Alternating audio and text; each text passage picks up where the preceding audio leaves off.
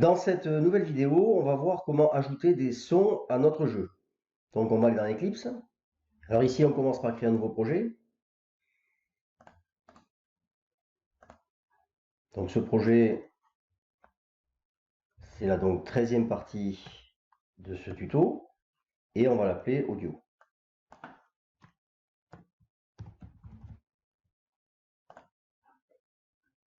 Je ferme ici, comme d'habitude, le projet précédent.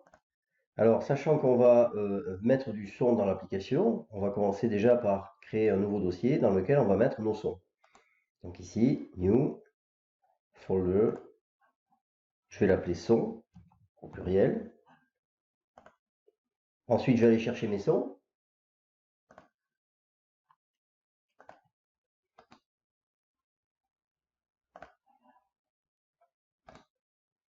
Et je vais les coller dans mon dossier son. Voilà, donc j'ai 4 sons qui vont servir pour le déplacement des aliens. J'ai un son qui va être utilisé lorsque l'alien est touché. Un son qui va correspondre à lorsqu'on touche les chatons. Un son lorsque le vaisseau est détruit. Et un son lorsque le vaisseau tire. Donc il va falloir que je case tous ces sons dans mon application. Donc je vais aller dans les ressources. Ici, je vais créer une nouvelle classe.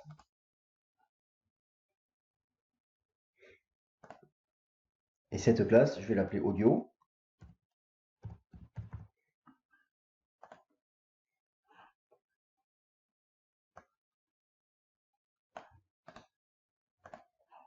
Alors cette classe, la voici, hein, les standards. Donc comment elle fonctionne? Bien, en fait, ici, il y a un constructeur qui va être chargé à partir d'un chemin vers un son qui est enregistré, qui est de type wave ou WAV, comme on dit, et qui va transformer à partir de cette adresse, qui va créer un clip. Donc ce clip qui sera lisible par le programme Java et qui va pouvoir être joué, démarré, arrêté, etc. Alors qu'est-ce qu'on a ensuite, une fois qu'on a construit notre clip? Eh bien, on a ici getClip, c'est un getter, simplement pour accéder au clip si on a besoin de l'extérieur de la classe. On a ici play qui permet de démarrer le clip, hein, clip start. On peut l'arrêter avec la méthode stop. Et ici, on a une méthode un peu particulière qu'on va utiliser pour les tout petits sons.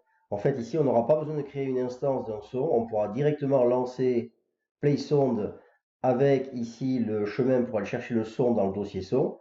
Et ça créera dans la méthode, ça créera une instance de son et ça jouera le son. Par contre, le problème, c'est qu'ici, on ne peut pas l'arrêter, puisqu'on n'a pas accès, puisque c'est à l'intérieur de tout ça.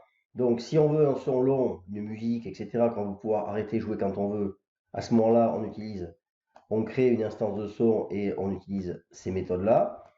Et si on veut juste un petit son très court qui va être joué quoi qu'il arrive en entier, à ce moment-là, on peut faire ça. Ça évite de déclarer des instances de son à l'extérieur de la classe. Et donc, par exemple, pour les tirs, etc., on va utiliser cette méthode-là. Alors que quand on verra la musique de la soucoupe, qui est longue, dans une autre vidéo, on verra qu'on utilisera, on déclarera notre clip et on utilisera play et stop.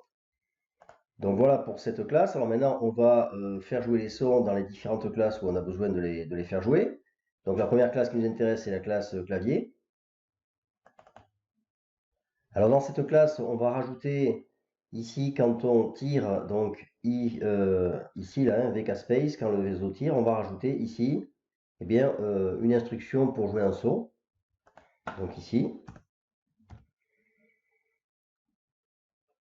Donc ici, vous voyez que j'utilise Play Sound, c'est-à-dire je ne déclare pas d'instance audio, mais simplement je vais directement envoyer Play Sound avec le chemin qui permet d'aller chercher mon son, qui est situé ici dans mon dossier son, et ensuite il s'appelle son tire-vaisseau, c'est celui-ci. Donc ça va me jouer ça évidemment en entier, je ne pourrais pas l'arrêter, mais comme c'est juste un tir de vaisseau, c'est très court, donc ça va très bien et c'est le plus simple pour jouer ce genre de son. Alors on peut déjà tester pour voir si ça fonctionne.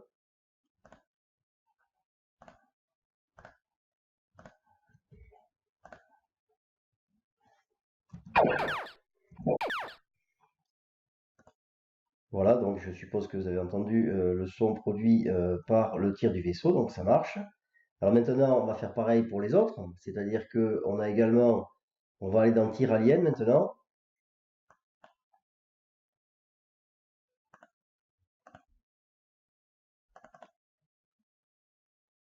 Donc dans cette classe, on va aller chercher lorsque le tire-aliel touche le vaisseau. Voilà, c'est ici. Donc touche vaisseau. Donc ça le détruit. Et donc ici, on va rajouter un son. Donc même chose, hein, c'est un son très court. Donc ici, il faut que j'importe la classe audio. Voilà, donc son destruction du vaisseau. Donc on peut tester.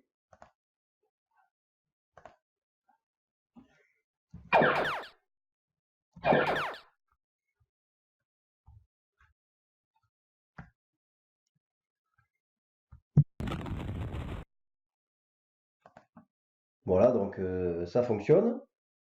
Maintenant, on va aller dans la classe tire vaisseau. On va aller dans la méthode tue alien. Donc ici, et comme précédemment, on va rajouter ici la lecture d'un son. Donc ici, d'abord j'importe audio. Et vous voyez ici, j'ai toujours pareil play sound parce que c'est un son très court. Et ça va jouer le son alien meurt, puisque quand je touche un alien, eh bien, il y a un petit son particulier qui nous dit qu'il est en train de mourir. On va tester si ça marche.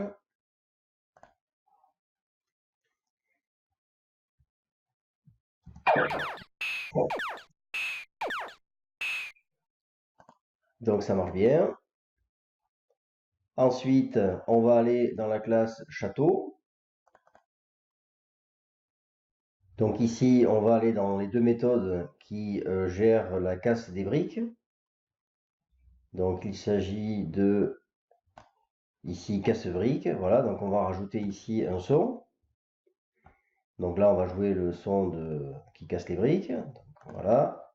Donc ça, c'est quand c'est le tir qui casse les briques. Il faut aussi le mettre quand les briques sont cassées par les aliens. Donc ici. Voilà, on va tester.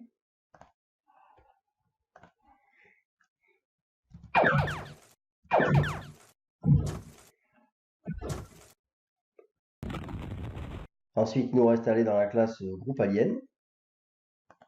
Donc ici, je vais créer une nouvelle méthode. Cette méthode va permettre de jouer un son différent à chaque moment des aliens, sachant qu'il y a 4 sons différents. Et à chaque déplacement des aliens, on jouera un son différent. Donc cette méthode s'appelle joue son alien. Alors, je vais évidemment importer la classe audio. Et ici, elle utilise un compteur son alien que je vais déclarer ici en haut dans mes variables. Donc ici, je vais me rajouter une variable. Donc private int compteur son alien et je vais l'initialiser à 0. Voilà, donc cette variable, qu'est-ce qu'elle va faire? Elle va servir à compter à quel pas du son on en est. Et donc à chaque fois qu'elle sera multiple de 4, eh bien on jouera ici le compteur donc prend hein, le reste de la division par 4 de compteur son alien. Donc soit ça fait 0, soit ça fait 1, soit ça fait 2, soit ça fait 3. Et si c'est 0, on jouera le son 1. Si c'est 1, on jouera le son 2, etc. etc. jusqu'à 4. Donc on a nos 4 sons différents en fonction de la valeur de compteur son alien. Alors maintenant, cette variable compteur son alien, évidemment, il va falloir l'incrémenter régulièrement. À chaque fois que eh bien, l'ensemble des aliens se déplace, il faut évidemment qu'on incrémente ici, voilà ici, il faut qu'on incrémente à chaque fois cette variable et qu'on joue le son. Donc c'est ce qu'on va faire ici. Donc juste ici, on va insérer les deux instructions.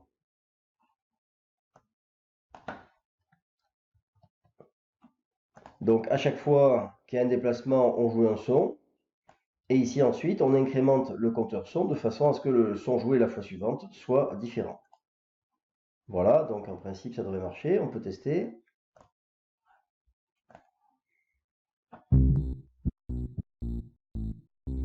Voilà, donc on entend bien.